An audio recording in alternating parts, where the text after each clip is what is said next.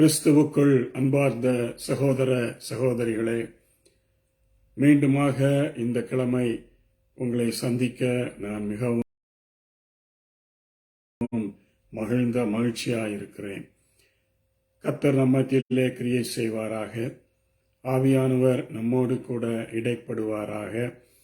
இந்த நிகழ்ச்சிகளை நீங்கள் கேட்பது மாத்திரமல்ல, மற்றவர்களோடும் பகிர்ந்து கொண்டு அவர்களையும் கேட்கச் செய்யுங்கள். நிச்சயமாகவே கர்த்தர் உங்களையும் ஆசீர்வதிப்பார், மற்றவர்களையும் ஆசீர்வதிப்பார், பெரிய காரியங்களையும் செய்வார். ஆகையினாலே இந்த நேரத்தை நாம் பயன்படுத்தி கொள்வோம். கர்த்தருடைய நாம் மகிமைக்கென்று இந்த நிகழ்ச்சிக்குள்ளாக நாங்கள் கடந்து செல்வோம். நேற்றைய சென்ற கிழமை எழுப்புதலை குறித்து அதிகமாக நான் எம்பசைஸ் பண்ணி பேசியிருந்தேன். அநேக கால்கள் எனக்கு வந்தது. ஸ்ரீலங்காவிலிருந்து ஒரு போதகர், பாஸ்டர், இப்படிப்பட்ட செய்தியை நான் இதுவரையும் என் வாழ்க்கையில் கேட்டதே இல்லை. நான் இப்படி எனக்கு அநேக கால்கள் இங்கே இந்தியாவிலிருந்தும் இங்கிலாந்திலிருந்தும் வந்தது. நான் பெருமைக்காக இதை சொல்லவில்லை. இந்த காலத்திலே எழுப்புதல் மிகவும் எங்களுக்கு தேவை. ஏன் எழுப்புதல் தேவை என்பதை நான் எவ்வளவு தூரம் எம்பசைஸ் பண்ண முடியுமோ அதை நான் பண்ணுவதற்கு முயற்சி செய்ய போகிறேன். ஏனென்றால் அதற்கு காரணம் என்னவென்றால், our churches are named as prodigal church in the prodigal world என்று சொல்கிறார்கள். அதாவது world is prodigal, okay, ஆனால் church should not be prodigal. Church should be active. Church should be giving gospel. Church should be giving God to them. Church should be giving Jesus to them, and the people to be able to come into the church to find joy, happiness, solution for their life problems. இப்படியான வாழ்க்கையில் உள்ள எல்லா பிரச்சனைகளுக்கும் சபைக்குள்ளாக அவர்கள் வந்து அதை அவர்கள் பெற்றுக்கொள்ளக்கூடிய சூழ்நிலையில் இருக்க வேண்டும். ஆனால் இப்பொழுது இருக்கிற சபைகளிலே நாங்கள் அப்படிப்பட்ட சூழ்நிலையை நாங்கள் காணவில்லை. அதுதான் மிகவும் வேதனையாக இருக்கிறது. இப்படி சொல்கிறதினாலே நான் சபைகளை குறைவாய் பேசுகிறேன் அல்லது போதகர்மார்களை குறைவாய் பேசுகிறேன் என்று தயவு செய்து எடுக்க வேண்டாம்.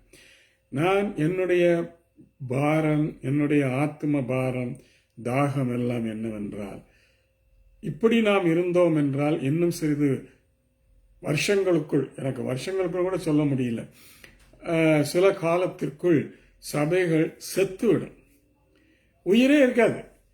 அப்புறம் அங்கே சுவிசேஷம் எங்கே இருக்கும்? அங்கே ஜனங்கள் எப்படி வருவாங்க? ஜனங்கள் எப்படி ஆசீர்வாதத்தை பெறுவாங்க? ஜனங்கள் எப்படி நன்மைகளை பெறுவாங்க? இயேசு கிறிஸ்துவை எப்படி ஏற்றுக்கொள்வார்கள்? இவையெல்லாம் எனக்கு ரொம்ப வேதனையை தந்து கொண்டிருக்கிறது. நான் இன்றைக்கு நான் இந்த தியானத்திற்கு நான் ஆதாரமாக தீமோத்தேயுவின் புஸ்தகத்திலிருந்து, அப்போஸ்தலனாகிய பவுல் தீமோத்தேயுக்கு எழுதின புஸ்தகத்திலிருந்து 2 வசனங்களை நான் உங்களுக்கு வாசிக்கிறேன். வேத புஸ்தகம் இருந்தால் எடுத்து வைத்துக் கொள்ளுங்கள், இல்லாவிட்டால் நீங்களே குறித்துக் கொள்ளுங்கள், பின்பு பயன்படுத்துங்கள். முதலாவது தீமோத்தேயுக்கு எழுதின 1 நிருபம் 1 அதிகாரம் 6 வசனம். இது நிமித்தமாக, நல்லா கவனிங்க, நான் உன்மேல் என் கைகளை வைத்ததினாலே நீ உனக்கு உண்டான தேவ வரத்தை நீ அனல் மூட்டி எழுப்பிவிடும்படி உனக்கு நினைப்பூட்டுகிறேன். இந்த வார்த்தைகள் எல்லாம் இந்த காலத்தில் சபையில பேசப்படுகிறதே இல்லை என்று எனக்கு நல்லாவே தெரியும். அதனால இதெல்லாம் எனக்கு வேண்டாம். நான் அதையெல்லாம் கிரிட்டிசைஸ் பண்றதுக்காக நான் இந்த பேச்சுகளை எடுக்கல. என்ன சொல்றாரு பாருங்க பவுல், நான் உன்மேல் என் கைகளை வைத்ததினால் உனக்கு உண்டான தேவ வரத்தை, இது எதை குறிக்கிறது என்றால் பரிசுத்த ஆவியின் அபிஷேகத்தையும் பரிசுத்த ஆவியின் வரங்களையும் குறிக்கிறது. இதையே இந்த ஜனங்களுக்கு புரிய வைக்க நம்மளால முடியல. என்னதான் பண்றதுன்னு எனக்கும் தெரியல. சரி, உனக்கு உண்டான தேவ வரத்தை நீ அனல் மூட்டி எழுப்பி விடும்படி உனக்கு நினைப்பூட்டுகிறேன். முதலாவது தேவ வரங்களை நாங்கள் பெற்றிருக்க வேண்டும். பரிசுத்த ஆவியின் வரங்களை நாங்கள் பெற்றிருக்க வேண்டும். பரிசுத்த ஆவியின் வரங்களை நாங்கள் பெறுவதற்கு முதலாவது பரிசுத்த ஆவியின் அபிஷேகத்தை நாங்கள் பெற்றிருக்க வேண்டும். முதலாவது அபிஷேகம், பின்பு வரங்கள். இந்த வரங்களையும் அநேகர் பெற்றுக்கொண்டு அமைதியாகவே இருந்து கிரியை செய்யாமல் இருக்கிறார்கள் என்று பவுல் மிகவுமாக சங்கடப்பட்டு தீமோத்தேயுக்கு இந்த வார்த்தைகளை எழுதுகிறார். தம்பி, நீயாவது கொஞ்சம் நீ பெற்றிருக்கிற இந்த வரங்களை எல்லாம் அனல் மூட்டி எழுப்பு என்று சொல்கிறார். இந்த வரங்களை அனல் மூட்டி எழுப்ப வேண்டுமானால் நாங்கள் அந்த வரங்களை பெற்றிருக்க வேண்டும். அநேகருக்கு நாங்கள் பரிசுத்த ஆவியை பெற்றிருக்கிறோம் என்று ஊழியக்காரர்களும் போதவர்களும் மற்றவர்களும் அவர்களுக்கு கொடுத்த உறுதிமொழியை வைத்துக் கொண்டு நாங்கள் பரிசுத்த ஆவியை பெற்றுக்கொண்டோம், ஆகையினாலே we are okay என்கிற அதுக்கு பேர் தான் ப்ராடிகல் சர்ச் என்று சொல்லுகிறேன். அப்ப சொன்ன பாருங்க கொஞ்ச நேரத்துக்கு முன்னால, ப்ராடிகல் சர்ச் அப்படின்னா என்னன்னா, பரிசுத்த ஆவியின் அபிஷேகத்தை பேசவும் மாட்டாங்க, பரிசுத்த ஆவியின் அபிஷேகத்தை ஜனங்களுக்கு போதிக்கவும் மாட்டாங்க, அதை பெற்றுக்கொள்வதற்காக அதற்காக ஜெபிக்கவும் மாட்டார்கள். அவர்கள் பெற்றுக்கொண்டார்களா பெற்றுக்கொள்ளவில்லையா என்று கூட இவர்களுக்கு தெரிந்து கொள்வதற்கு இவங்களுக்கு தெரியாது. ஏன்னா ஆவியின் பகுத்தறிவு வரை இவங்களுக்கும் இருக்கணும், அதுவும் கிடையாது. ஆகையினால கடைசியில் என்ன ஆச்சுன்னா, this has become a prodigal Sun, கெட்ட சபை என்று ஆகிவிட்டது. கெட்ட உலகத்தில் கெட்ட சபை, அறிவில்லாத உலகத்தில் அறிவில்லாத சபை என்று நாம் வைத்துக் கொள்வோம். ஆனால் பவுல் என்ன சொல்கிறார், தீமோத்தேயுவை உனக்குள் இருக்கும் தேவ வரத்தை, பவுலுக்கு நல்லா தெரியும் தீமோத்தேயு பரிசுத்த ஆவியினாலே அபிஷேகம் பெற்றவன், பரிசுத்த ஆவியின் வரங்களை பெற்றவன், ஆகையினாலே அவனுக்குள் இருக்கிற இந்த வரத்தை நீ அனல் மூட்டி எழுப்பிவிடு என்று சொல்கிறார். இந்த அனல் மூட்டுவதையே இவர்கள் வேற மாதிரி பேசுறாங்க. எனக்கு ரொம்ப வேதனையா இருக்குதுங்க. I am feeling very sick. யோவான் ஸ்நானகன் என்ன சொன்னான், இயேசு கிறிஸ்து உங்களை பரிசுத்த ஆவியினாலும் அக்கினியினாலும் ஞான ஸ்நானம் கொடுப்பார். இந்த அக்கினியை தூக்கி அவங்க எங்கேயோ போட்டாங்க, அது இப்ப இல்லையா, அது கடைசி காலத்துல அக்னியினால நாங்கள்லாம் சோதிக்கப்படுவோமா இல்லாட்டி பரிசுத்தப்படு. என்னங்க இது, எனக்கு ஒன்றும் புரியலைங்க. இயேசு கிறிஸ்து இப்ப பரிசுத்தாவியின் அபிஷேகத்தினாலும் அக்னியினாலும் நிரப்புவார் என்று யோவான் ஸ்நானகன் சொல்லிட்டு போயிருக்கிறான். அந்த நிகழ்ச்சி இப்பொழுது நடந்து கொண்டு இருக்கிறது. பெந்தேகோஸ்தே நாளிலிருந்து அந்த நிகழ்ச்சி தொடர்ச்சியாக நடந்து கொண்டு இருக்கிறது. இதுல இந்த அனல் மூட்டி the fire எங்க போச்சு? ஃபயர்னா not the physical fire I'm talking about. அனல் மூட்டி என்று சொல்லும் பொழுது எழுச்சி அடைவது. நீங்க அடுப்புல தணலை போட்டீங்கன்னா அப்படியே அதை நீங்க கிளறி விடலன்னு வச்சுக்கோங்க, அந்த தணல் அப்படியே சாம்பல் மேல பட்டு அந்த தணல் அப்படியே அடங்கி போயிடும். அதுக்காக தணலில் என்ன செய்வார்கள், ஈவன் நீங்க பார்பிக்யூ போடும் போது தணல்ல பார்பிக்யூ போட்டீங்கன்னா உங்களுக்கு தெரியும், அந்த அனலை என்ன செய்யணும், நீங்க தட்டி விடணும். அப்பதான் மேல இருக்க சாம்பல் போய் அந்த சூடு அப்படியே இருக்கும். இதை அறிந்த பவுல் தீமோத்தேயுக்கு சொல்லுவார், அனல் மூட்டி எழுப்பையா, உனக்குள் இருக்கிற அந்த வரத்தை தூங்க வைத்து விடாதே, அல்லது சாம்பலினால் மூடப்பட்டு விடாதபடிக்கு காத்துக்கொள். அந்த சாம்பலை தட்டி விட்டு கொஞ்சம் அனல் மூட்டி எழுப்பு. அப்படின்னா என்ன அர்த்தம்னா, ஆவிக்குரிய வரங்களை எப்பொழுதெல்லாம் சமயம் கிடைக்குமோ அப்பொழுதெல்லாம் அந்த வரங்களை நீ பாவித்துக்கொள். Use those gifts. Healing the sick, use those gifts. Delivering the possessed by the demons, use those gifts. என்னங்க, ஞான வரத்தை பயன்படுத்துங்கள், அறிவை போதிக்கும் வரத்தை பயன்படுத்துங்கள், அந்நிய பாஷையின் வரத்தை பயன்படுத்துங்கள், தீர்க்க தரிசன வரத்தை பயன்படுத்துங்கள், ஆவிகளை பகுத்தறிகிற வரத்தை பயன்படுத்துங்கள். ஏன் இப்படி ஒன்றுமே இல்லாமல் கோல்டு சர்ச்?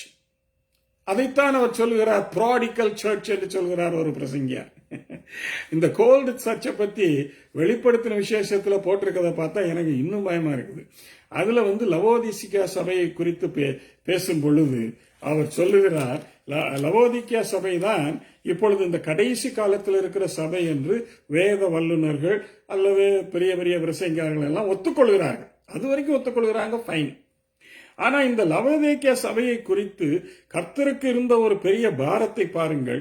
அவர் என்ன சொல்கிறார் என்று சொன்னால், வெளிப்படுத்தின விசேஷம் 3ஆம் அதிகாரம் 14ஆம் வசனம், லவோதிக்கியா சபையின் தூதனுக்கு எழுத வேண்டியது என்னவெனில், உண்மையும் சத்தியமும் உள்ள சாட்சியும் தேவனுடைய சிருஷ்டிக்கு ஆதியுமா இருக்கிற ஆமேன் என்கிறவர் சொல்லுகிறதாவது, இயேசு சொல்லுகிறார், இயேசு சொல்லுகிறார், உன் கிரியைகளை அறிந்திருக்கிறேன்.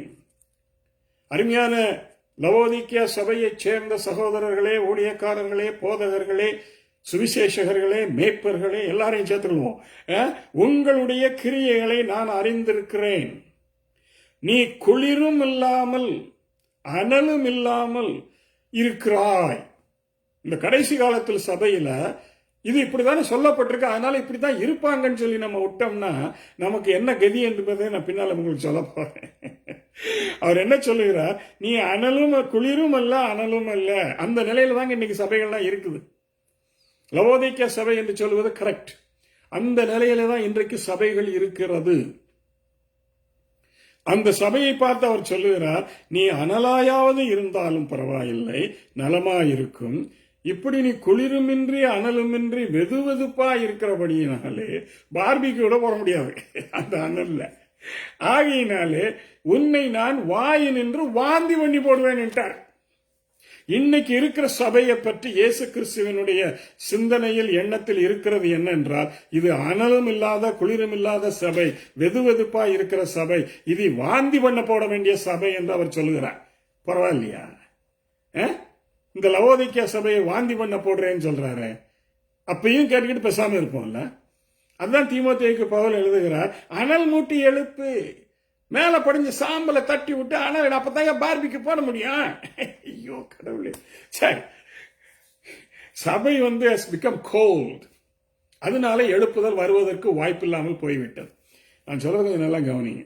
எழுப்புதல் வருவதற்கு வாய்ப்பில்லாமல் ஏன் போய்விட்டது என்றால், church has become cold, absolutely cold, no fire. Why no fire? No baptism of the Holy Spirit, no gifts of the Holy Spirit is in operation, nothing. என்னங்க இப்படி இருந்தா அப்புறம் கோல்ட் எல்லாம் என்ன செய்வார்? இயேசு கிறிஸ்து என்ன பண்ணி போடுவார்? வாந்தி பண்ணி போடுவேன். அப்படி பண்ண நல்லதாங்க. சரி, இரண்டாவது இதே தீமோத்தேயுக்கு பவுல் எழுதுகிற இன்னொரு காரியத்தை நாங்கள் பார்ப்போம். 2 தீமோத்தேயு 1ஆம் அதிகாரம் 6ஆம் 7ஆம் வசனத்தை வாசிப்போம். இது நிமித்தமாக இங்க பவுல் தானே எழுதுகிறார். இது 2 தீமோத்தேயு 1:6-7. இது நிமித்தமாக நான் உன்மேல் என் கைகளை வைத்ததினால், நல்ல கவனிங்க, பவுல் எழுதுகிறார், நான் உன்மேல் என் கைகளை வைத்ததினால் உனக்கு உண்டான தேவ வரத்தை நீ அனல் மூட்டி எழுப்பிவிடும்படி உனக்கு நான் நினைப்பூட்டுகிறேன். இங்க பவுல், அங்க மூப்பர்கள். 1 தீமோத்தேயு 1ஆம் அதிகாரம் 14, 1 தீமோத்தேயு 1ஆம் அதிகாரம் 14ஆம் வசனத்திலே 1ஆம் அதிகாரம் 1 தீமோத்தேயு 1ஆம் அதிகாரம் 14ஆம் வசனத்திலே எழுதும் பொழுது அவர் எழுதுகிறார், உனக்கு 2ஆம் அதிகாரம் 8ஆம் வசனம், நீ எல்லாவற்றையும் நீ மூப்பர்கள் உன்மேல் கைகளை வைத்த பொழுது நீ உன்மேல் வைத்த தேவ வரத்தை நீ எடுத்து நீ பாவி. 4ஆம் அதிகாரம் 14ஆம் வசனம், மன்னிக்கோங்க, தீர்க்க தரிசனத்தால் உனக்கு அளிக்கப்பட்ட வரத்தை பற்றி அசதியாயிராதேன்னு சொல்றார். 1 தீமோத்தேயு 4ஆம் அதிகாரம் 14ஆம் வசனத்தில் இவ்வாறாக சொல்கிறார், மூப்பராகிய சங்கத்தார் உன்மேல் கைகளை வைத்த பொழுது தீர்க்க தரிசனத்தினால் உனக்கு அளிக்கப்பட்ட, தீர்க்க தரிசனத்தில் என்ன வரங்கள்லாம் உனக்கு இருக்குன்னு அளிக்கப்பட்டதோ எனக்கு தெரியாது, ஏன்னா அது எழுதப்படல, அளிக்கப்பட்ட வரத்தை பற்றி அசதியாயிராதே. இதாங்க குளிரா இருக்கிறது. அசதியாயிராதே தீமோத்தேயுவே, அசதியாயிராதே, தட்டி எழுப்பு என்று சொல்லுகிறார். இன்றைக்கு முதலாவது அபிஷேகமும் கிடையாது, 2வது பரிசுத்தாவின் வரங்களும் கிடையாது, அப்புறம் அசதி எங்கங்க தட்டி எழுப்புறது? என்னங்க இது? சபை இப்படி அனலும் இல்லாமல் குளிரும் இல்லாமல் இருந்தால் நான் அதை வாந்தி பண்ணி போடுவேன் என்று சொல்லுகிறார். ரொம்ப வேதனையா இருக்குதுங்க. சரி, இதுலயே 2வது அதிகாரம் அடுத்த வசனத்தை படிப்போம். 2 தீமோத்தேயு 1:7ஆம் வசனத்தை படிப்போம். தேவன் நமக்கு பயமுள்ள ஆவியை கொடாமல், God has not given us the spirit of fear. பயமுள்ள ஆவியை தராமல் பலமும் அன்பும் தெளிந்த புத்தியும் உள்ள ஆவியையே கொடுத்திருக்கிறார். He has given us the spirit of power. What is the spirit? Holy Spirit. When you don't have the Holy Spirit, you can never have the power, you can never have exercised the power of God. Period. No way. உன்னுடைய சொந்த பலத்தினால ஒரு பிசாச கூட, குட்டி பிசாச கூட உங்களால ஓட்ட முடியாது. அவன் உங்களை ஏறி சட்டையெல்லாம் பிரிச்சு விட்டுருவான். நிர்வாணமா பவுல் காலத்துல ஓடின மாதிரி ஓட வேண்டியதான். ஜாக்கிரதையா இருங்க. God has not given us the spirit of fear. இது எந்த fear? Fear to minister, fear to perform the gifts of the Holy Spirit, fear to perform healings, power, gift to perform deliverances from the demons. இதுக்கெல்லாம் பயமுள்ள ஆவியை தரவில்லை, நமக்கு பலமும் தெளிந்த புத்தி, அன்பும் தெளிந்த புத்தியும் உள்ள ஆவியையே கொடுத்திருக்கிறார். என்னங்க இவ்வளவு பெரிதான பரிசுத்தாவியை கொடுத்திருக்கிறாரு. அதை வேண்டாம்னு ஒதுக்கி ஓரங்கட்டி நீர் வெளியில போகும்னு சொல்லி போட்டு அதை பெற்றிருக்கிறோம் என்று இவர்களெல்லாம் உங்களுக்கு பிராமிஸ் பண்றாங்க. அதையெல்லாம் நீங்க நம்பிக்கிட்டு எனக்கு ரொம்ப வேதனையா இருக்குதுங்க. இந்த பாருங்க, போதகர்னால் உங்களுக்கு ஆவியானவர் இருக்கிறாருன்னு சொன்னா நீங்க உங்களுக்குள்ள இல்லைங்க. நான் அதை ஓப்பனா சொல்றேன், உங்களுக்குள்ள இல்ல. ஊழியக்காரங்க வர்றவங்க போறவங்க எல்லாம் தலையில கையை வச்சு உங்களுக்குள்ள பரிசுத்தாவியானவர் வந்துட்டானா இல்ல. உங்களுக்கு அந்த உணர்வு இருக்கணும். உங்களுக்குள்ள ஆவியானவர் வந்து விட்டால் நீங்கள் இப்படி இருக்க மாட்டீர்கள். நான் சொன்னேன், பரிசுத்தாவி உங்களிடத்தில் வரும் பொழுது நீங்கள் எப்படி மாறுவீர்கள் என்பதை குறித்து தான் இன்றைக்கு அதிகமாக நான் பேச போகிறேன். When the Holy Spirit comes upon you, how you will change. What are the changes you can see? What are the changes you can experience? What are the changes you will be able to show out? இது எல்லாம் தாங்க முக்கியம். பரிசுத்தாவியானவர் உங்களிடத்திலே வரும் பொழுது என்னெல்லாம் நடக்கும் என்பதைத்தான் நான் இன்றைக்கு உங்களுக்கு சொல்லித்தர போகிறேன். இதுக்கு இடையில அதுக்கு போறதுக்கு முன்னால இன்னொரு சின்ன ஒரு கதையை சொல்லுறேன். கதை இல்ல, ஒரு சின்ன பாயிண்ட். என்ன என்று சொன்னால், இந்த காலத்து விசுவாசிகள் இருக்கிறாங்களே, விசுவாசிகளுக்கு வருவோம். ஊழியக்காரங்க போதகங்க அவங்க அப்படிதான் இருப்பாங்க. விசுவாசிகள் அவங்களுக்கு வருவோம். இந்த காலத்து விசுவாசிகள்லாம் எப்படி இருக்காங்க என்றால், அன்பிலீவிங் பிலீவர்ஸ் தான். பிலீவிங் பிலீவர்ஸ் இல்ல, விசுவாசிக்கிற விசுவாசிகள் இல்ல, அன்பிலீவிங் விசுவாசிகள். அப்படின்னா என்னன்னா, பேர் கிறிஸ்தவர்கள் என்று சொல்லி, பேர் கிறிஸ்தவர்கள் எல்லாம் உண்மையான கிறிஸ்தவர்கள் எல்லாம் சொல்லி அதெல்லாம் நம்ம எல்லாமே கேட்டுட்டோம். இப்ப நான் உங்களுக்கு என்ன சொல்றேன்னா, பேருக்கு விசுவாசிகள், அவர்கள் விசுவாசிக்கிற விசுவாசிகள் அல்ல. இயேசு கிறிஸ்து அதிசயங்களை செய்வார் என்று விசுவாசிக்கிற விசுவாசிகள் அல்ல. இயேசு கிறிஸ்து இன்றும் ஜீவிக்கிறார், இன்றும் அதிசயங்களை செய்கிறார் என்று விசுவாசிக்கிற விசுவாசிகளை காண முடியவில்லை. அது எல்லாம் முடிஞ்சு போச்சு பாஸ்டர், அப்படித்தான் எங்க பாஸ்டர் சொல்லி கொடுத்தாங்க, அப்படித்தான் இந்த ஊழியக்காரங்கள்லாம் சொல்லி கொடுத்தாங்க என்று அதிலே நிலைத்து நிற்கிற விசுவாசிகளை பார்த்து நான் சொல்லுகிறேன், நீங்கள் எல்லாரும் விசுவாசிக்கிற விசுவாசிகள் அல்ல, விசுவாசிகள் என்று பெயரை வைத்துக் கொண்டிருக்கிறீர்கள். நீங்கள் எல்லாரும் அவிசுவாசிக்கிற அவிசுவாசிகள். You are not believing believers. You are unbelieving believers. பேர் கிறிஸ்தவர்கள் மட்டும் சொல்றீங்க. நான் இப்ப உங்களுக்கு சொல்றேங்க, நீங்கள் எல்லாம் பேருக்கு தாங்க விசுவாசிகள். எந்த காரியத்திலும் இயேசு கிறிஸ்து அற்புதங்களை செய்வார் என்று உங்களுக்கு நம்பிக்கையே கிடையாது. விசுவாசிகளுடைய பட்டியல் இருக்கிறது எபிரேயர் 11ஆம் அதிகாரத்திலே. அதிலே உங்கள் பெயர் இடம்பெறுமா என்று என்னைக்காவது நீங்கள் யோசித்து பார்த்தீர்களா? அப்படி ஒரு லிஸ்ட் இப்ப புதுசா போடுறோம்னு வச்சுக்கோங்க, அதுல உங்க பேர் இடம்பெறுமா? சிந்திச்சீர்களா? சிந்திக்கிறீர்களா?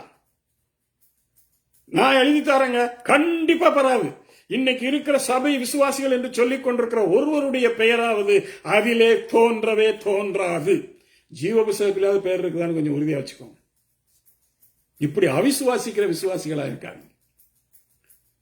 அவிசுவாசிக்கிற விசுவாசிகள் தான் சொல்லுவார்கள், வரங்கள் எல்லாம் இல்லை, இயேசு கிறிஸ்து இப்பொழுது அற்புதங்களை செய்கிறதில்லை, அவர் சுகமாக்குறதில்லை என்றெல்லாம் யாராவது சொல்லுவார்கள். ஆனால் அவர்களுக்கு பெயர் அவிசுவாசிக்கிற விசுவாசிகள். They are not believers, they are unbelieving believers. அவர்களுக்கு ஒரு அடைமொழி முன்னால வந்துட்டது, unbelieving. ஏனென்றால் இயேசு கிறிஸ்து மார்க் எழுதின சுவிசேஷம் 16ஆம் அதிகாரம் 17ஆம் வசனத்தில் இருந்து சொல்கிறார், விசுவாசிக்கிறவர்களால் நடக்கும் அடையாளங்களாவன. விசுவாசிக்கிறவர்களால், விசுவாசிகளால் இல்ல. இயேசு நல்லாதான் சொல்லியிருக்கிறார். விசுவாசிக்கிறவர்களால், விசுவாசிகளால் இல்ல. ஏன்னா விசுவாசிகள் தான் இன்னைக்கு பேர் விசுவாசிகள் தான் ஏகப்பட்டது சேர்ந்து போயிட்டாங்க. பேர் கிறிஸ்தவங்க மாதிரி பேர் விசுவாசிகள் இப்போ. ஏன்னா இவங்க எல்லாம் பெந்தேகோஸ்தே, அதனால இப்படி பேர் விசுவாசிகள் ஆயிட்டாங்க. இயேசு சொல்லுகிறார், விசுவாசிக்கிறவர்களால் நடக்கும் அடையாளங்களாவன. அப்ப இந்த அடையாளங்களால் நடக்கலன்னா நீங்க விசுவாசிகளா? சிந்திச்சு பாருங்க. இந்த அடையாளங்கள் எல்லாம் நடைபெறாவிட்டால் நீங்கள் விசுவாசிகளா? என்னங்க இயேசு சொல்றாருங்க. இயேசு சொன்னதுதான் நான் சொல்லிட்டு இருக்கேன்.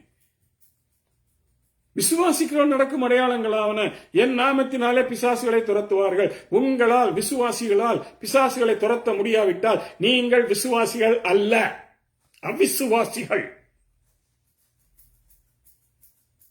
அப்படியா மாஸ்டர்? அப்படித்தான் பைபிள் சொல்லுது, நான் சொல்லல. அப்படித்தான் இயேசு சொன்னார். விசுவாசிக்கிறவர்களால் நடக்கும் அடையாளங்களாவன, என் நாமத்தினாலே பிசாசுகளை துரத்துவார்கள். வியாதியஸ்தர்கள் மேல் கைகளை வைப்பார்கள், அப்பொழுது சொஸ்தமாவார்கள். அங்க ஊழியக்காரர்கள், போதகர்கள், சுவிசேஷகர்கள், மேய்ப்பர்கள் எல்லாம் போடலைங்க. விசுவாசிகள், விசுவாசிகள் மற்றவர்கள் மேல் கைகளை வைப்பார்கள், அப்பொழுது அவர்கள் சொஸ்தமாவார்கள். சாவுக்கு ஏதுவான ஏதொன்றையும் குடித்தாலும் அவர்கள் சாக மாட்டார்கள். இது என்னுடைய வாழ்க்கையில் நிறைய பார்த்துட்டாங்க. எத்தனையோ முறை எனக்கு விஷம் வச்சிருக்காங்க. ஆனா ஒரு நாள் கூட அந்த விஷம் என்ன பாதிச்சது கிடையாது. ஏன்னா நான் விசுவாசிக்கிற விசுவாசி. உங்களுக்கு என்னன்னா, ஐயோ விஷம் வச்சுட்டோம், நம்ம செத்து போயிடுவோம் இல்ல, இந்த கொரோனா வந்தா நம்ம செத்து போயிடுவோம் இல்ல. விசுவாசிக்கிற விசுவாசிகள் சொல்ற பேச்சா இது? இப்படி விசுவாசிகள் இருந்தா எழுப்புதல் எங்க இருந்து வர? எங்க இருந்து வரும்? என்ன வானத்தை பிச்சுக்கிட்டு எழுப்புதல் கொட்டுமா? ஆண்டவருக்கு வேற வேலை இல்லையா? ஆண்டவர் விசுவாசிக்கிற விசுவாசிகளை தேடிக்கிட்டு இருக்கிறார். ஒருத்தரையும் காணல். சபையெல்லாம் போறார், சபைக்கெல்லாம் போறார். எல்லா சபையிலும் போது யாராவது விசுவாசிக்கிறாங்களோ, நான் அற்புதம் செய்வேன் என்று விசுவாசிக்கிற விசுவாசிகள் யாராவது இருக்கிறாங்களோ, அப்படின்னு ரோவா போய் பார்க்கிறாரு. ஒருத்தரையும் காணும். வேதனையோடு வெளியில போயிடுறாரு. என்னங்க இதுதாங்க இன்னைக்கு சபையின் நிலைமை. வேதனையோடு வெளியில போயிடுறாரு. ஏன்னா அங்க இருக்கிற விசுவாசிகள் யாரும் விசுவாசிக்கிறது இல்ல. விசுவாசிக்கிற விசுவாசிகள் கிடையாது, அவிசுவாசிக்கிற விசுவாசி.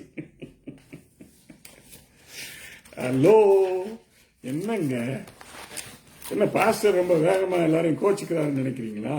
நான் கோச்சிக்கலைங்க. உங்க அனல் மூட்டி எழுப்புறதுக்கு ட்ரை பண்றேன்.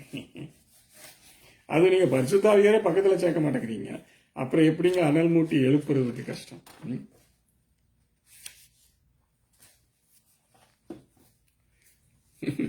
ஒரு ஊழியக்காரர் சொன்னாரு, ஏன் எழுப்புதல் வரமாட்டேங்குது, ஈவன் சபைகளுக்கு உள்ளேயே வரமாட்டேங்குது.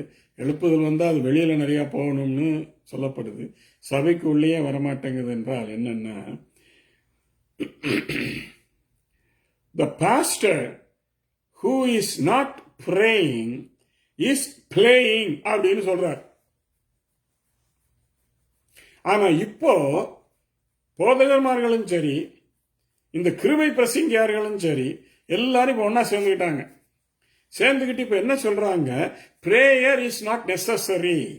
ஹலோ, நான் ஒன்னும் பொய் சொல்லலைங்க. நான் புதுசா ஒரு காரியத்தை சொல்லல. இது உலகம் பூரா பேசப்படுது, யூடியூப்ல வருது, பேஸ்புக்ல வருது, எல்லாத்துலயும் வருது. Don't pray, don't pray. பாஸ்டரே சொல்லி கொடுக்கிறாரு டோன்ட் ப்ரேன்னு. ஏன்னா அவர் ப்ரே பண்றது இல்ல. Then what is he doing? He is playing church. அந்த காலத்துல பிளேயிங் சர்ச்னு ஒரு வார்த்தை இருந்தது. இந்த காலத்துல அந்த வார்த்தையை இவங்க உறுதிப்படுத்திட்டாங்க. They are not praying church, they are playing church. பிளேனா என்ன? சர்ச்சை ஒரு விளையாட்டாக நடத்தி கொண்டிருக்கிறார்கள். அவர் ஜோமன தானங்க உங்களை ஜோமன சொல்லுவாரு. அவர் ஜபத்தினால அபிஷேகத்தையும் வல்லமையும் பெற்றிருந்தா தானே உங்களுக்கு அதை கத்துக் கொடுப்பாரு. உங்களுக்கு அவர் அதை கத்துக் கொடுக்கலன்னு சொன்னா அவருக்குள்ள அது இல்லைன்னு அர்த்தம். He is not praying. Hello, he is playing. விளையாடுறாரு. உங்களெல்லாம் வச்சுக்கிட்டு அவர் விளையாடுறாரு. இதெல்லாம் எவ்வளவு தூரம் உங்களுக்கு புரியுதுன்னு எனக்கு தெரியலைங்க. ஜெபம் வேண்டாம் என்று சொல்லுகிறதை 50 ஆண்டுகள் நான் ஊழியத்தில் இருந்திருக்கிறேன். இப்பொழுது வருகிற கிருபையின் பிரசங்கியார்கள் சொல்லுகிறதை போல இந்த 50 ஆண்டு ஊழியத்தில் நான் உலகமெங்கும் சுத்தி இருக்கிறேன். எங்குமே நான் இதை கேட்டதில்லை. Don't pray. திரும்பவும் நான் சொல்லட்டுமா? If anybody says don't pray, it is Satan. அது போதகர் வாயிலிருந்து தான் வருது. ஆனா பின்னால இருந்து அதை சொல்ல வைக்கிறது சாத்தான். சாத்தான் மட்டும்தான் சொல்லுவான் ஜெபிக்காதன்னு. ஏன்னா ஜெபிச்சா அவனுக்கு அது என்னவோ சொல்லுவாங்களே, அடி வயிற்றுல எரியும் அவனுக்கு. நம்ம ஜெபிச்சா அவனுக்கு எரியும். அப்ப நம்மளை ஜெபிக்க வேண்டாம்னு சொல்லிட்டா அது பிரச்சனை இல்லை. பாருங்க, இதற்கு இவர்கள் கொடுக்கிற விளக்கம் தான் அதை விட கேவலமாக இருக்கிறது.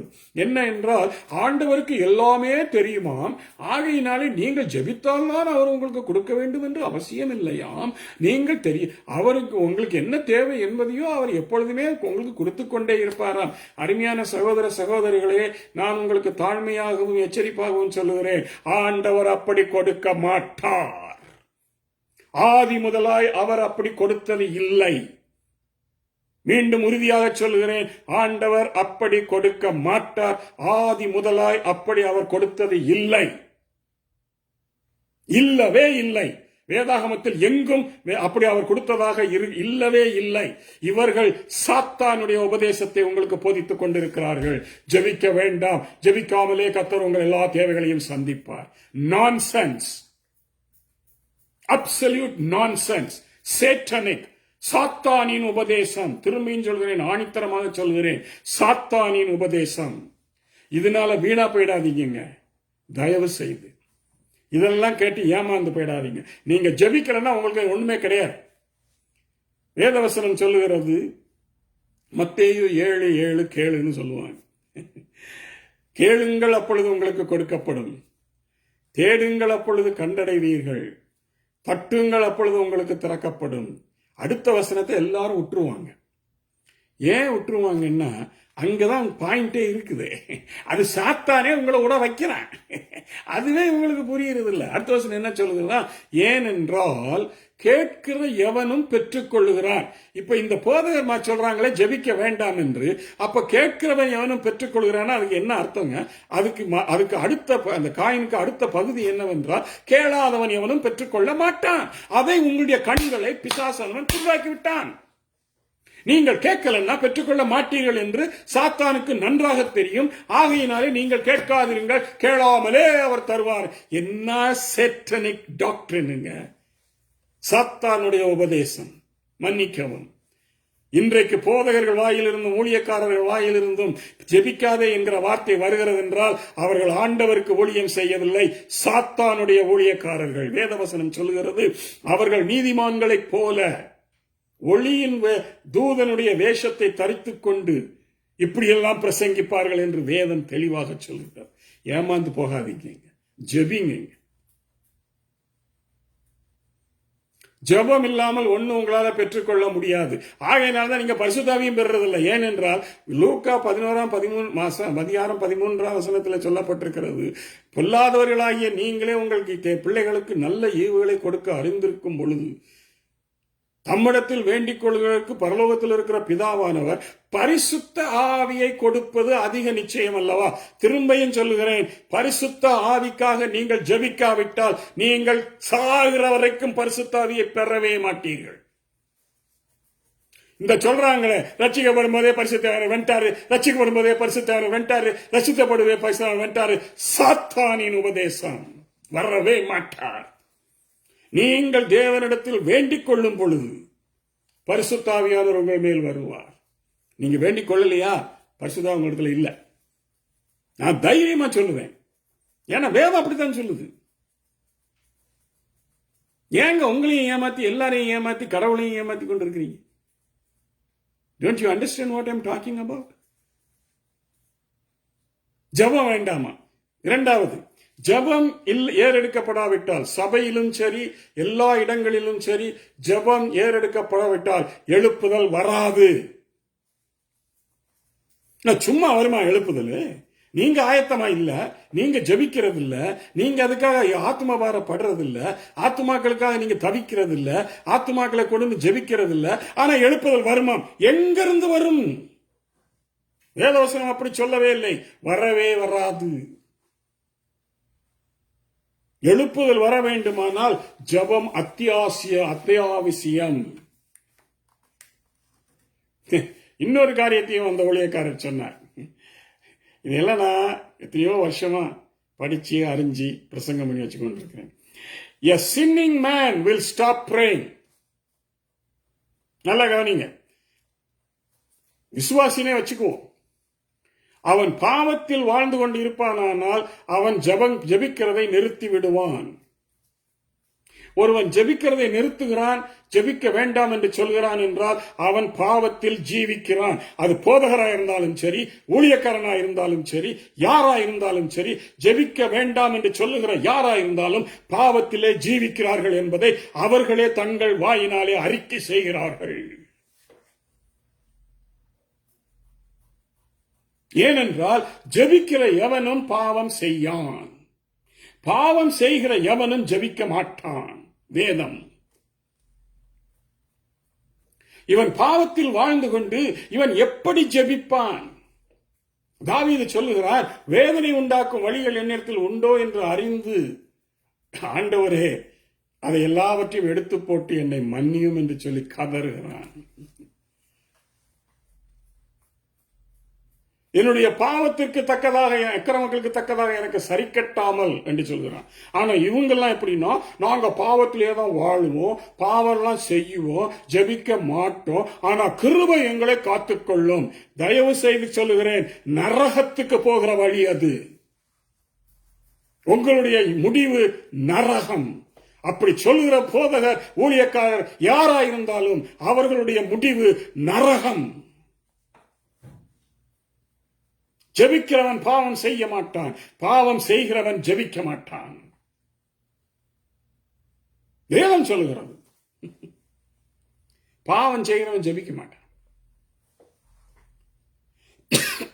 ஜெபம் வேண்டாம் என்று தனக்குத்தானே சொல்லிக் கொள்கிறான். ஏன்னா அவன் பாவத்திலே ஜீவிக்கிறான். ஆகையினாலே அவனுக்கு ஜெபிக்க வராது. ஆண்டவர் அவனை உடனே கண்டித்து உணர்த்துவார், பரிசுத்தாவியானவர் கண்டித்து உணர்த்துவார். அதை இவனால் தாங்க முடியாது, இழந்து போயிடுவான், ஜெபிக்க மாட்டான். ஆனா ஜெபிக்காமல் எழுப்புதல் வராது. என்னங்க, ஜெபிக்கிறவன் பாவம் செய்ய மாட்டான், பாவம் செய்கிறவன் ஜெபிக்க மாட்டான். இதை மட்டும் எழுதி வச்சுக்கோங்க.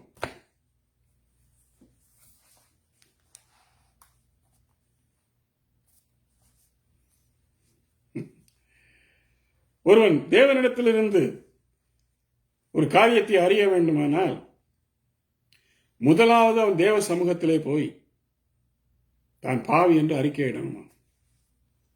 இரண்டாவது, என்னை சுத்திகரியும் என்று கேட்கணுமா. மூன்றாவது, நான் என்ன செய்ய நீர் சித்தமாய் இருக்கிறீர் என்று பவுல் கேட்டது போல கேட்கணுமா. அப்படி கேட்டாதாங்க நீங்க உண்மையான விசுவாசி. திரும்பவும் சொல்கிறேன், விசுவாசிக்கிற விசுவாசி. இல்லாவிட்டால் நீங்கள் விசுவாசிக்கிற விசுவாசி அல்ல, பெயர் விசுவாசிகள். சும்மா பெயர் கிறிஸ்தவர்கள் சொல்லி போட்டு மற்றவங்களை குறித்து குறை சொல்லி போட்டு நீங்க பெயர் விசுவாசிகளா இருக்காதீங்க. நீங்க எல்லாரும் பெயர் விசுவாசிகளாக தான் இருக்கிறீங்க. போதுங்க. இதுக்கு மேலேயும் நம்ம இப்படி இருந்தோம் என்றால் நம்ம எழுப்புதலை காணவே முடியாது. நம்முடைய வாழ்நாள் முழுவதுமே எகிப்தில் சாகிற வரைக்கும் நம்ம எழுப்புதலை காணவே முடியாது. அதே ஊழியக்காரர் இன்னொன்று சொன்னார், அவர் ரொம்ப ஸ்ட்ராங். அவர் என்ன சொல்லுகிறார், revival delays because prayer decays. Revival delays because prayer decays. டிகேன்னா என்ன அர்த்தம் தெரியுமா? அழுகி நாசமா போகிறது, நாறுவது, அழுகி நாறுவது. ஜெபம் அழுகி நாறுகிறதினாலே எழுப்புதல் தாமதமாகிறது. புரியுதா? ஜெபம் அழுகி நாறுதான். டிகே, டிகேன்னா ஒரு பொருள் 2 நாளைக்கு மேல வச்சிருந்தீங்கன்னா, ஃப்ரிட்ஜில் வைக்காம வெளியில வச்சிருந்தீங்கன்னா அது நாரி போகும். ஸ்ரீலங்கா தமிழ்ல மணக்கும்னு சொல்லுவாங்க. நாங்க மணக்குன்னா மனத்தை பற்றி, பூ மனத்தை பற்றி பேசுவோம். நீங்கள் மணக்கத்துக்கு நாடுறதுக்கு ஒரே வார்த்தையை தான் சொல்றீங்க. சரி, அது எப்படியோ போட்டோம். பிரேயர் டிகே, நாரும் மணக்கும்.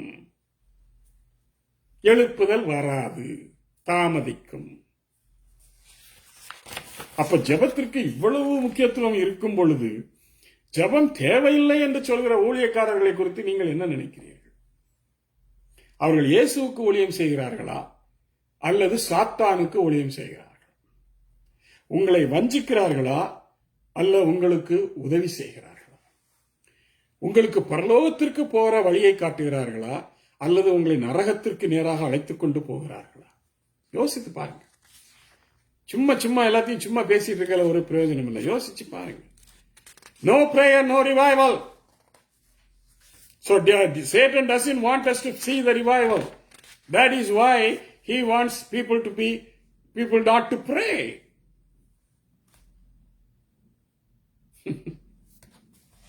ஜோமன வேண்டான்ட்டான். ஏன்னா அப்பதானே அவன் ஜாலியா டான்ஸ் ஆடலாம். சரி,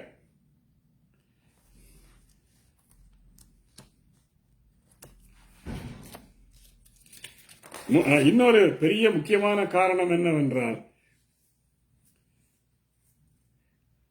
கர்த்தருடைய ஊழியத்தை செய்கிற ஒவ்வொருவரும் தனக்கு கிடைத்த அழைப்பை, அந்த அழைப்பிலே நிலை நின்று அவர்கள் ஊழியத்தை செய்ய வேண்டும். அந்த ஊழியத்தை அவர்கள் தன்னுடைய அழைப்பிலே நின்று, அழைப்பில்லாம ஊழியத்துக்கு வந்துட்டாங்க எல்லாரும். அதனால இப்ப பெரிய பாடே. ஒருத்தருக்காவது அழைப்பு கிடையாது. அழைப்புனா என்னன்னு உங்களுக்கு தெரியாது. அதாவது அந்த காலத்துல ஒரு பழமொழி சொல்லுவாங்க, போக்கத்தவன் போலீஸ்கார வேலைக்கு போவானா, வக்கத்தவன் வாத்தியார் வேலைக்கு போவானா, எங்கேயுமே போக முடியும்னா ஊழியத்துக்கு வந்துருவானா. அப்போ ஊழியம் இந்த கேட்டகரியில் இருக்கு. பாத்தீங்களா?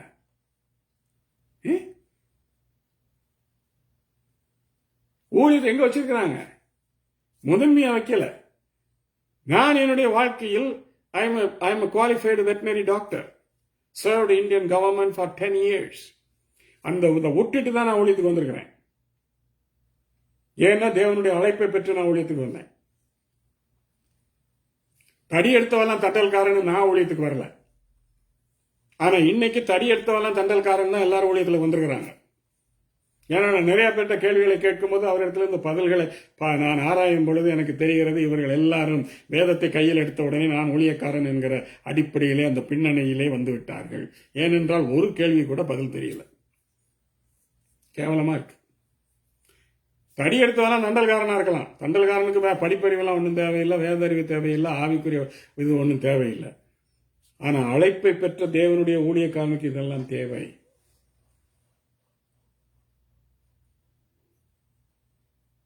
எவ்வளவு வேதனைப்பட்டோம் தெரியுமா? சில ஊழியக்காரர்களை சந்திக்கும் பொழுது, அவர்களிடத்திலே நான் கேள்விகளை கேட்கும் பொழுது ஒண்ணுமே தெரியலங்க. பைபிள் காலேஜுக்கு 3 வருஷம் போயிட்டு வந்துட்டேன்றாங்க, ஊழியத்துக்கு வந்துட்டேன் அப்படின்றாங்க. ஒண்ணுமே தெரியல. ஊழியத்துக்கு வந்துட்டாங்க. அதான் வேற வழி இல்லைன்னா ஊழியம். இன்னொரு காரியத்திற்காக ஊழியத்துக்கு வருகிறார்கள். அது எதுக்குன்னா பணம் சம்பாதிக்கிறதுக்கு. ஈஸி வேயா. அதுக்கு ஒரு அழகாக சொன்னார், முதலே இல்லாத ஒரு பிசினஸ் என்னன்னா அது சபை நடத்துதல். முதலே தேவையில்லை. அதுக்கு முதல் தேவையா? தேவையில்லை. முதலே இல்லாத ஒரு ஊழியம் சபை ஊழியமா. இன்னும் பர்டிகுலரா சொன்னா போதகர் ஊழியம். ஒண்ணுமே தேவையில்லை. ஒண்ணுமில்லாமலே நீங்க ஊழியத்தை ஸ்டார்ட் பண்ணலாம். அப்படி ஊழியத்தை ஸ்டார்ட் பண்ணா நீங்க ஜெபிக்கவும் மாட்டீங்க, ஆத்ம பாரம் இருக்காது, ஒருவனையும் நீங்க ஆதாயப்படுத்த மாட்டீங்க. எழுப்புதல் எங்க இருந்து வரும்? என்ன கூறிய பிச்சுக்கிட்டா வரும் எழுப்புதல்?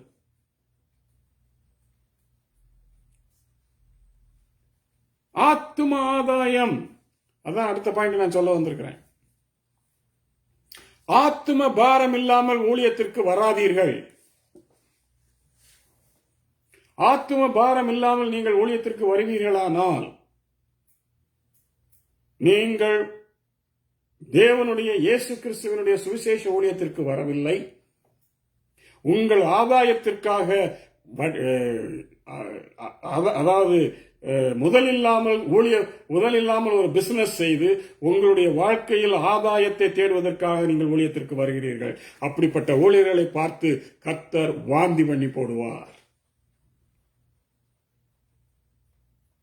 வேதனையா இருக்குதுங்க, வேதனையா இருக்குது. தயவு செய்து ஊழியத்தை அவ்வளவு கேவலப்படுத்தாதீங்க. அழைப்பு இருந்தா ஊழியத்துக்கு வாங்க, இல்லைன்னா வராதீங்க. ஜெபிங்க. ஒரு நாள் இல்ல 7 நாள் உபவாசம் பண்ணுங்க. அதுல இன்னொரு கூத்து வந்துட்டு, உபவாசம் வேண்டாம், ஜெபிக்கிறதே வேண்டாம்னு சொல்றவங்க உபவாசம் வேணும்னு சொல்லுவாங்களா? ஜெபிக்கிறதே வேண்டான்ட்டாங்க, அப்ப உபவாசம் எதுக்குங்க? அப்ப இயேசு கிறிஸ்து உபவாசம் பண்ணாரு 40 நாள், அவருக்கு மண்டை கலண்டுட்டது. பவுல் உபவாசம் பண்ணாரு, அவருக்கு மண்டை கலண்டுட்டது. பேதுரு உபவாசம் பண்ணாரு, அவருக்கு மண்டை கலண்டுட்டது. இவங்க இப்ப இருக்கிற ஊழியக்காரங்களுக்கு நல்ல புத்தியோட சொல்றாங்க உபவாசம் பண்ண வேண்டாம். எங்கங்க சொன்னாரு? வேதத்துல எங்கேயாவது இருக்கா? மனுஷகுமாரன் எங்களோடு இருக்கும் பொழுது உபவாசம் தேவையில்லை. அது எதுக்கு சொன்னாருன்னாவது உனக்கு தெரியுமா? அதான் சொல்றேனே, உனக்கு பைபிளை பத்தி ஒன்னும் தெரியாது, எதுக்கு சொன்னாருன்னு தெரியாது, ஒரு மண்ணும் தெரியாது. ஆனா நான் உபவாசம் பண்ண மாட்டேன். நீ ஊழியத்துக்கு லாயக்கில்ல. You are unfit to become a servant of God. உபவாசம் பண்ணி ஆகணும். உபவாசத்தினாலும் ஜபத்தினாலுமே அன்றி. அதுல ஜபத்தையும் வேணான்ட்டாங்க, உபவாசத்தையும் வேணான்ட்டாங்க. இவங்க பிசாசு ஓட்ட போறாங்களாம். பிசாசு இவங்கள ஓட்டிடும். ஓட்டதை நானே பார்த்திருக்கிறேன். இயேசுவும் போட்டுருக்கு, பைபிளையும் போட்டுருக்கு. நீங்க ஒழுங்கா இல்லைன்னா பிசாசு உங்களை ஓட்டிடும். சும்மா விளையாடாதீங்க. உபவாசமும் முக்கியம், ஜெபிக்க வேண்டியதும் முக்கியம். இன்னொரு பெரிய தவறு நடந்து கொண்டிருக்கிறது. ஏன் இப்போ எழுப்புதல் வராமல் போய்கொண்டே இருக்கிறது என்று சொன்னால், இவர்களுடைய போதனைகள் எல்லாமே வேதத்திற்கு ஒத்த போதனைகள் அல்ல. எல்லாமே ஆதாயத்திற்காகவும் ஆசீர்வாதத்திற்காகவும், தேவன் நமக்கு ஆசீர்வாதத்தை தருவதற்காகவே இந்த உலகத்தில் வந்தார் என்றும், அவர் எங்களுடைய சாபங்களை நீக்குவதற்காகவே சாபமானார் என்றும், அவர் எங்களை பணக்காரனாக்குவதற்காகவே அவர் ஏழையானார் என்றும் பிரசங்கிக்கிற பிரசங்கிமார்கள் எல்லாம் சாத்தானுடைய பிரசங்கிமார்கள். நீங்க ஏற்றுக்கொண்டாலும் சரி, ஏற்றுக்கொள்ளலனாலும் சரி, ஆண்டவர் எனக்கு சொன்னதை நான் சொல்லுவேன், வேதம் சொல்றதை நான் சொல்லுவேன். தயவு செய்து என்ன மன்னிச்சிருங்க. உங்களை எச்சரிக்கிறேன், எச்சரிப்புக்காக தான் நான் சொல்லிக் கொண்டிருக்கேன். உங்களுக்கு ஆசீர்வாதம் தர வேண்டுமானால் தேவன் உங்கள் வீட்டின் கூரையை பிரித்து, கூரையின் ஊடாய் வரலோகத்திலிருந்து ஆசீர்வாதத்தை உங்க வீட்டுக்குள்ள கொட்டிடுவார். அதுக்காக அவர் சிலுவையில மரித்து உங்களுக்கு ஆசீர்வாதத்தை சம்பாதிச்சு வச்சுட்டு போகணும்னு அவருக்கு அவசியம் இல்லை. உலகமும் அவருடைய நிறைவும் அவருடையது, வேணும்னு அள்ளி கொடுத்துருவார் ஐயா. அதுக்காக இயேசுவையா அனுப்பிச்சு சிலுவையில மறிக்க வச்சு, இயேசு எதுக்காக வந்தார்னாவது, அருமையான விசுவாசிகளை, நான் உங்கள்ட்ட இந்த கேள்விகளை இப்பொழுது கேட்க போகிறேன். இயேசு எதுக்காக வந்தார்னாவது உங்களுக்கு தெரியுமா? உங்களை ஆசீர்வதிக்கவா? உங்கள் சாபங்களை எல்லாம் எடுத்து போடுறதுக்கா? இல்லது உங்களை வாழ வைக்கிறதுக்கா?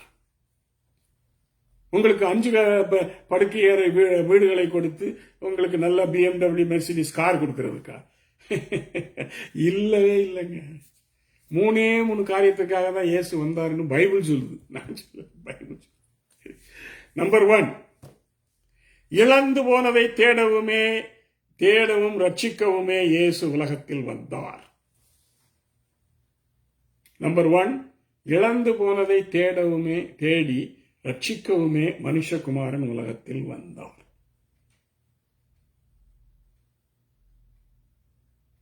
இதுக்கு மாற்று கருத்தே கிடையாது. இரண்டாவது, 1 தீமோத்தேயு 3:15 பவுல் சொல்கிறார், பாவிகளை ரட்சிக்க கிறிஸ்து இயேசு உலகத்தில் வந்தார். இயேசு எதுக்கு உலகத்தில் வந்தாருங்கிறது 3 இடத்துல வருதுங்க பைபிள்ல. அதுவே இந்த போதகர்மார்களுக்கே தெரியாது. எனக்கு வேதனையா இருக்கு. இதை ஒரு நாளும் ஒருவரும் எந்த மடையிலும் பேசுனதே நான் கேட்டதும் இல்லை. இழந்து போனதை தேடவும் ரட்சிக்கவுமே மனுஷகுமாரன் உலகத்தில் வந்தார். பாவிகளை ரட்சிக்க கிறிஸ்து இயேசு உலகத்தில் வந்தார். அதிலே பிரதான பாவி நான் என்று பவுல் தன்னை அங்கே அறிமுகப்படுத்திக் கொள்கிறார்.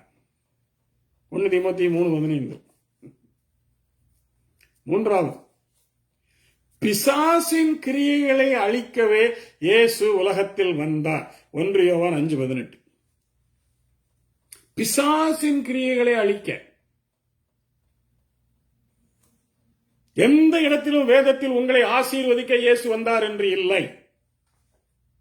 எந்த இடத்திலும் இயேசு உங்களுடைய சாபங்களை நீக்கி போட வந்தார் என்று இல்லை. அது என்ன சாபம் என்றே உங்களுக்கு தெரியாது. எந்த சாபத்தை குறித்து வேதம் சொல்கிறது என்றே உங்களுக்கு தெரியாது. ஆகையினால்தான் எங்களுக்காக அவர் சாபமானார், ஆகையினால நாங்கள் சாபத்திலிருந்து விடுதலையாகி விட்டோம். தவறு, தவறான அபிப்பிராயம். இதை உங்களுக்கு போதித்து உங்களை மண்டையை கழுவிட்டாங்கள். இந்த 3 காரியத்துக்காக தான் இயேசு வந்தார். இதை தவிர வேற எதுக்கும் வரல. அப்ப ஆசீர்வாதம் எப்படி? முதலாவது தேவனுடைய ராஜ்யத்தையும் அவருடைய நீதியையும் தேடுங்கள். மத்தேயு 6:33. அப்பொழுது இவைகள் எல்லாம் உங்களுக்கு கூட கொடுக்கப்படும். நான் என்னைக்குமே ஆசீர்வாதத்தை தேடினது கிடையாதுங்க. கர்த்தருடைய கிருபையினால சாட்சியாக சொல்கிறேன், கர்த்தர் என்ன நல்லா ஆசீர்வதிச்சிருக்கிறார். தேவைக்கு அதிகமாகவே ஆசீர்வதிச்சிருக்கிறார். ஆனா ஒரு நாளாவது நான் ஆசீர்வாதத்தை ஆண்டவர்கிட்ட கேட்டதும் இல்லை. அவருடைய ராஜ்யத்தையும் அவருடைய நீதியை மாத்திரம் தான் நான் தேடிக்கொண்டிருந்தேன். என்னை நல்லா ஆசீர்வதிக்காது. என்னோட ஊழியத்தில் இருக்கிற எல்லாருக்கும் அது நல்லா தெரியும். முதலாவது தேவனுடைய ராஜ்யத்தையும் அவருடைய நீதியையும் தேடுங்கள், அப்பொழுது இவைகள் எல்லாம் உங்களுக்கு கூட கொடுக்கப்படும். இரண்டாவது, வருத்தப்பட்டு பாரம் சுமக்கிறவர்களே. அந்த பாரம் என்பதற்கு முன்பாக பாவ பாரம் என்று போட்டுக் கொள்ளுங்கள். வருத்தப்பட்டு பாவ பாரம் சுமக்கிறவர்களே, நீங்கள் எல்லாரும் என்னிடத்தில் வாருங்கள், நான் உங்களுக்கு இளைப்பாறுதல் தருவேன், பாவ மன்னிப்பை தருவேன், பாவத்திலிருந்து விடுதலையை தருவேன், பரலோகத்திற்கு போற உங்களை நான் புது சிருஷ்டியாக மாற்றுவேன். இதுதாங்க இயேசு கொடுத்த வாக்கு தத்துவம். ஆசீர்வாதத்துக்காக இல்லவே இல்லைங்க. இதுல வேற இன்னொன்னையும் சேர்த்துக்கிறது. நீங்க எவ்வளவு கொடுக்குறீங்களோ அதுக்கு தகுந்த மாதிரி உங்களை கர்த்தர் ஆசீர்வதிப்பார். கடவுளே. சரி, இதுக்குள்ள நான் போனேன்னா என்னை வேற மாதிரி நினைச்சிருவீங்க. அதெல்லாம் வேண்டாம், அது உங்க இஷ்டம். நான் உங்கள்கிட்டயே விட்டுறேன். கர்த்தருக்கு கொடுங்க, கர்த்தர் உங்களை ஆசீர்வதிப்பார். இந்த சிறியவர்களுக்கு எதை செய்தீர்களோ அதை எனக்கே செய்தீர்கள் என்றார். கர்த்தருடைய கிருபையில நான் எத்தனையோ சிறியவர்களை போல, இயேசு சொன்ன சிறியவர்களை போல எத்தனையோ பேருக்கு நான் உதவி செஞ்சுக்கிட்டு இருக்கிறேன். அதனால கர்த்தர் என்னை ஆசீர்வதிக்கிறார். அதுல எந்த தப்பும் இல்லை. அது வேதத்திற்கு ஏற்றது, வேதத்திற்கு ஒத்தது. அதனால கர்த்தர் என்னை ஆசீர்வதிச்சு கொண்டே இருக்கிறார். நல்லாவே ஆசீர்வதிச்சிருக்கிறார். நான் அதில் பெருமைப்படுவேன். கர்த்தர் என்னை ஆசீர்வதிக்கிறார் என்று எல்லாருக்கும் சொல்லுவேன். எல்லாரும் என்ன பார்க்குறாங்க. பார்க்கும்போது உண்மையிலே பாஸ்டரோட கூட ஆண்டவர் இருந்தவரை ஆசீர்வதிக்கிறார் என்று. அதாவது பைபிளில் சொல்லுவாங்களே, ஆபிரகாமுக்கு கொடுத்த ஆசீர்வாதத்தை எங்களுக்கு தாரு. என் பேர் ஆபிரகாம் தாங்க. அந்த ஆபிரகாம் ஆசீர்வாதத்தை கர்த்தர் நல்லாவே கொடுத்துருக்கிறார். ஒரு குறைவு இல்லைங்க. பிள்ளைங்கள்லாம் நல்லா இருக்கிறாங்க, வசதியாக இருக்கிறாங்க. எல்லா தேவைகளையும் அளவுக்கு மீறியே கர்த்தர் எனக்கு கொடுத்துட்டார். என் தேவைக்கு மீறி சொல்றேன். ஆசீர்வாதம் தன்னால வருங்க. Seek the kingdom of God and his righteousness first. இன்னொரு இதுல ஒரு பெரிய குறைபாடு என்னவென்றால், and his righteousness இருக்கு பாருங்க. அந்த நீதியை பத்தி யாருமே பேச மாட்டாங்க. பரலோக ராஜ்யம் வந்து விட்டது, இயேசு வந்து விட்டார், பரலோக ராஜ்யம் வந்து விட்டது, பரலோக ராஜ்யம் உங்களுக்குள் வந்து விட்டது. நான் ஒருத்தரை கேட்டேன், இயேசு உனக்குள்ள வந்து விட்டார்னு உனக்கு நிச்சயமா தெரியுமான்னு கேட்டேன். விசுவாசிக்கிட்ட. அப்படியா பாஸ்டர், எனக்கு அந்த உறுதி நிச்சயம் ஒன்றும் இல்லையே. அப்போ எப்படி நீங்கள் ரட்சிக்கப்பட்டு? எல்லாரும் சொல்கிறாங்க நீங்கள் இயேசு ஏற்றுக்கொண்டீங்கலாம் ரட்சிக்கப்பட்டீங்கன்னு. எனக்கு இயேசு ஏற்றுக்கொண்டேன்னா என்னன்னு தெரியாது. இயேசு உள்ள வந்துட்டாருன்னு எனக்கு என்ன? என் பக்கத்தில் உட்காந்துருந்த ஒரு மீட்டிங்லையும் என் பக்கத்தில் உட்காந்துருந்தவர்களே நான் சம்பாஷணையில் கேட்ட கேள்விகள் இது. இல்லை, ஒன்றும் இல்லை. 15 வருஷம் கோயிலுக்கு போகிறாராம், அதுவும் பெந்தைகோஸ்தே சபைக்கு போகிறாராம். 15 years ரட்சிக்கப்படலை. இன்னும் சொல்ல போனா ரட்சிப்புனா என்னன்னே அவருக்கு தெரியல. பாவ மன்னிப்புனா என்னன்னே அவருக்கு தெரியல. நம்முடைய பாவங்களை ரட்சிக்க கிறிஸ்து இயேசு உலகத்தில் வந்தாருங்கிற வார்த்தையை கேட்டதே கிடையாதான். சபையில் இந்த மாதிரி வார்த்தைகள் எல்லாம் நான் கேட்டதே கிடையாது பாஸ்டர். பெருமையா வேற சொல்றேன். எனக்கு அப்பதான் யோசிச்சதா போய் 52 வாரம் கோயிலுக்கு போறீங்களா, 52 வாரம் என்ன பிரசங்கம் தான் பண்றாங்க, அந்த பிரசங்கத்துல ஏதாவது ஒன்று எனக்கு சொல்லித்தாங்களே அப்படின்னு கேட்டேன். ஒன்றும் சொல்ல தெரியாது. சரி, போன ஞாயிற்றுக்கிழமை என்ன பிரசங்கம் பண்ண, அதுவா பாஸ்டர், நிறைய பேர்ட்ட நான் கேட்டேன், எல்லாரும் தலையை தான் சொரிஞ்சிருக்கிறாங்களே தவிர போன வாரம் இதுதான் எங்க பாஸ்டர் பிரசங்கம் பண்ணாரு அப்படின்னு ஒருத்தராலையும் சொல்ல தெரியல. இந்த மாதிரி தான் இந்த காலத்தில் பிரசங்கங்கள், ஊழியங்கள், சபைகள் ஓடிக்கொண்டிருக்கிறது. எங்க இருந்துங்க எழுப்புதல் வரும்? ஜெபம் வேணாட்டீங்க, எழுப்புதல் வராது. பாவ மன்னிப்பு அல்லது மனம் திரும்புதல் இதையெல்லாம் சொல்றதில்ல, அதனால எழுப்புதல் வராது. சத்தியத்தை பேசுறதில்ல, அதனால ஒருத்தருக்கும் விடுதலையும் கிடைக்காது. நீங்க கேட்கிற விடுதலைகள் அல்லது உங்களுக்கு கிடைக்கிற இந்த சிறிய ஆசீர்வாதங்கள் எல்லாம் ஏதோ, அதாவது கோஇன்சிடென்ஸ் சொல்லுவாங்க, ஆக்சிடென்ட் சொல்லுவாங்க, சான்ஸ் சொல்லுவாங்க, அப்படி வருங்க உங்களுக்கு. கர்த்தர் இடத்துல இருந்து வரல. அப்படி இதுக்கு மிஞ்சி வந்துச்சுன்னா அது சாத்தான் இடத்துல இருந்து வருதுன்னு அர்த்தம். ஏன்னா அதோட வேதனையும் கூட வரும். ஆவியா பசுத்தா பரலோகத்திலிருந்து உங்களுக்கு ஐஸ்வர்யம் வந்துச்சுன்னு சொன்னா அதுல வேதனை கூட வராது, மற்றபடி வேதனையும் கூட வரும். அதனால அதையிலையும் ஜாக்கிரதையா இருக்கு. பைபிள்ல எல்லாத்துக்கும் வசனம் இருக்குதுங்க. கர்த்தர் உங்களை ஆசீர்வதிப்பார், நான் இல்லைன்னு சொல்லல. ஆசீர்வாதம் நமக்கு இல்லைன்னு நான் ஒரு காலம் சொல்ல மாட்டேன். ஆனா ஆசீர்வாதத்துக்காகவே இயேசு உலகத்தில் வரவில்லை, அதை நான் திட்டம் தெளிவுமாக சொல்லுவேன். அவர் ஆசீர்வாதத்தை கொடுக்கிறேன்னா கோரிய பிச்சுட்டு கொடுத்துருவார். நீங்க அவருக்கு பிரியமா நடந்து கொண்டீங்கன்னா ஆசீர்வாதம் உங்களை தேடி வரும். தானியேலை பார்த்து சொல்லப்பட்டிருக்கிறது, எனக்கு பிரியமானவன். ஆசீர்வாதம் தன்னால வரும். நாம தேடி அலைய வேண்டியதில்லை, அதை நீங்க தேடி அலைய வேண்டியதில்லை. ஆனா நீங்க இப்ப எல்லாம் ஆசீர்வாதம் தேடி அலையறீங்க. ஒருத்தர் என்னுடைய பிரசங்கத்தை கேட்டுப்பட்டு அவர் எழுதியிருக்கார், பாஸ்டர் நீங்க பண்ற பிரசங்கம் பரலோகத்துக்கு ஏற்றதா இருக்கும், பூலோகத்துக்கு அது ஏற்றதா இருக்காது, இதெல்லாம் யாரும் சரியா கூட கேட்க மாட்டாங்க அப்படின்ட்டார். நான் சிரிச்சுக்கிட்டேன். சரி, பரவாயில்ல.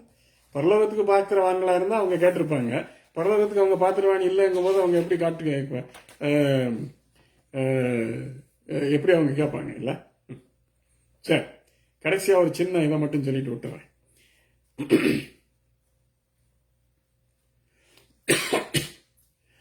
எழுப்புதல் என்றாலே என்னன்னு உங்களுக்கு தெரியாது. இந்த காலத்து பிரீச்சிங்ல 3 விதமான பிரீச்சிங் இருக்குது என்று சொல்லி கணித்திருக்கிறார்கள். இதை நான் கண்டுபிடிச்சேன்னு சொன்னா நீங்க ஏத்துக்க மாட்டீங்க, அதனால மற்றவங்க கணித்ததை சொல்லுகிறேன். ஒன்று, மவுத் டு இயர் பிரீச்சிங்கா. இதைத்தான் பவுல் தீமோத்தேயுக்கு எழுதின நிருபத்திலே 4ஆம் அதிகாரம் 3ஆம் வசனத்திலே சொல்கிறார். காதுக்கு இனிய போதனைகளை போதிக்கிற போதகர்களை தேடிக்கொண்டார்கள். Mouth to ear, preacher's mouth to the listener's ear. பிரசங்கியாருடைய மவுத்திலிருந்து, வாயிலிருந்து கேட்கிறவனுடைய காதுக்கு இனியவைகளாக. பாஸ்டர், காதுக்கு இனியவைகளா பேசுங்களேன் பாஸ்டர். ஏயா பேசி உடனே நரகத்துல கொண்டு போய் விட சொல்றியா? நான் பேசுவேன், எனக்கு அதுவும் பேச தெரியும். நீங்க பேச தெரியாதவன் இல்லை, ஆனா நீ நரகத்துக்கு போயிருவியே, எனக்கு அதுதான வேதனையா இருக்கு. உன்னை வஞ்சித்து நரகத்துக்கு அனுப்புறதுக்கு எனக்கு பிரியம் இல்லை. ஐ won't preach from mouth to ear. வாயிலிருந்து காதுக்கு நான் பிரசங்கம் பண்ண மாட்டேன். அதுல 2வது வகை பிரசங்கம் என்ன தெரியுமா? Head to head. என் மண்டையிலிருந்து உங்க மண்டைக்கு.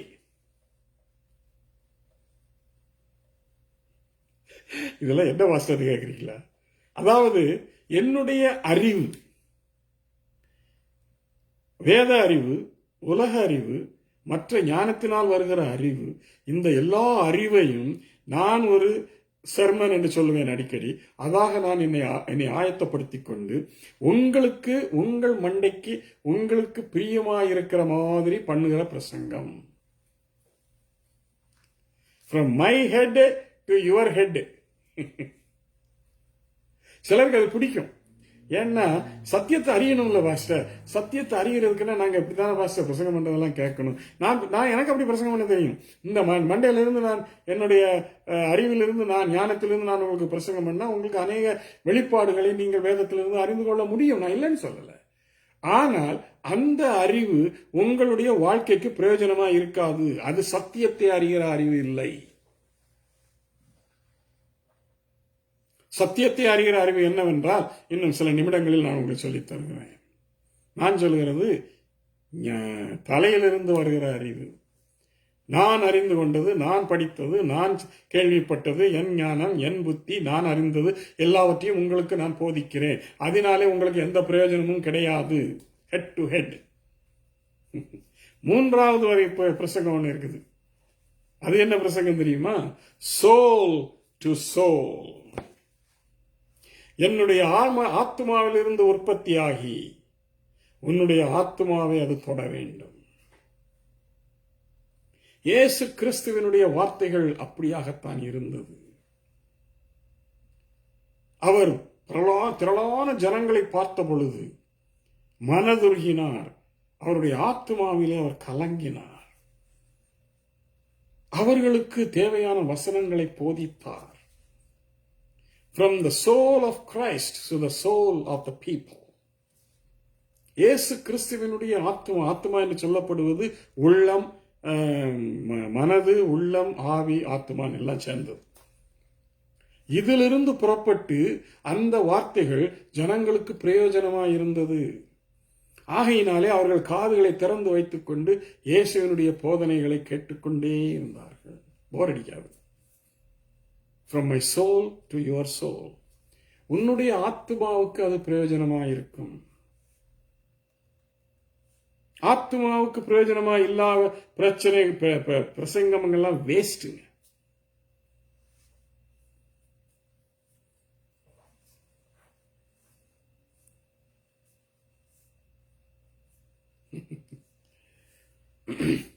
அதாவது ஜனங்களை இந்த மாதிரி அறிவுள்ள பிரசங்கங்களை பேசி அவர்களை ஒரு மேலான ஸ்தானத்திற்கு கொண்டு போகிறார்கள் என்று நினைத்துக் கொண்டு இவர்கள் பேசுகிறார்களாம். அது சத்தியம் இல்லை.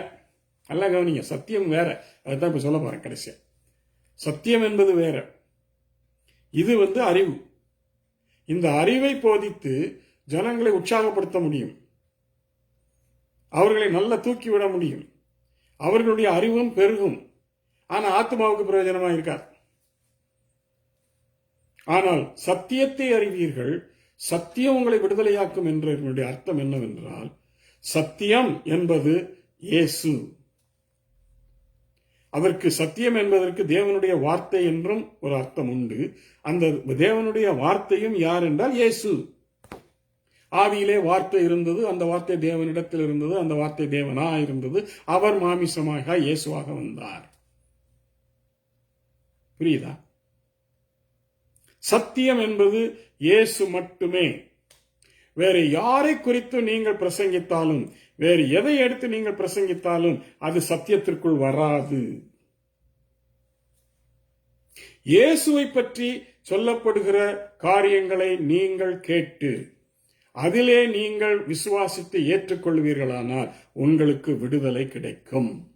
சத்தியத்தை அறிவீர்கள், சத்தியம் உங்களை விடுதலையாக்கும். சத்தியமாகிய இயேசுவை அறிவீர்கள், இயேசு உங்களை விடுதலையாக்குவார். சத்தியமாகிய தேவனுடைய வார்த்தையாகிய இயேசுவை அறிவீர்கள், இயேசு உங்களை விடுதலையாக்குவார். இதுதாங்க சத்தியத்தை அறிகிறது. Not every word in the Bible, not the Old Testament, not the New Testament, not the Gospels, not the letters and not the epistles and nothing. Those are not the truth. அவைகள் சத்தியம் அல்ல. சத்தியம் என்பது இயேசு கிறிஸ்துவை பற்றி மாத்திரம் சொல்லப்படுவதும், அவைகளை விசுவாசிப்பதும், அவைகளை ஏற்றுக்கொள்வதும் மட்டும்தான் சத்தியம். இயேசு கண்ணீர் விட்டார்னு ஒரு வார்த்தை இருக்கு, அது சத்தியமாங்க. இயேசு மலையிலிருந்து இறங்கினார்னு ஒரு வார்த்தை இருக்கு, சத்தியமா? என்னங்க அதெல்லாம் போதனைகள். போதனைகள் சத்தியங்கள் வேறு. சத்தியங்கள் போதனைகள் அல்ல, போதனைகள் சத்தியம் அல்ல. சத்தியம் என்பது இயேசுவை பற்றி மட்டுமே அறிவதுதான் சத்தியம். அதுதான் சொன்னார், சத்திய ஆவி ஆகிய பரிசுத்த ஆவி. சத்திய ஆவி என்று அவருக்கு ஏன் பெயர் வந்தது? என்னிடத்திலிருந்து பெற்று உங்களுக்கு அறிவிப்பார். சத்தியத்திலிருந்து சத்தியத்தை பெற்று சத்திய ஆவியாக சத்தியத்தை உங்களுக்கு அறிவிப்பார். அவருக்குனால அவர் பேர் சத்திய ஆவியானவர். பரிசுத்த ஆவியானவர், அவர் பரிசுத்தம். தேவன் பரிசுத்தராய் இருக்கிறார். அவரிடத்திலிருந்து புறப்படுகிற ஆவியானவர் பரிசுத்த ஆவியானவர். இயேசு சத்தியம், சத்தியத்திலிருந்து புறப்படுகிற ஆவியானவர் சத்திய ஆவியானவர். இதெல்லாம் தெரியாது.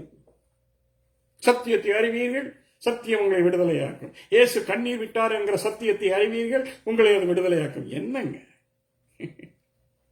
சத்தியம்னா என்னன்னே தெரியாது.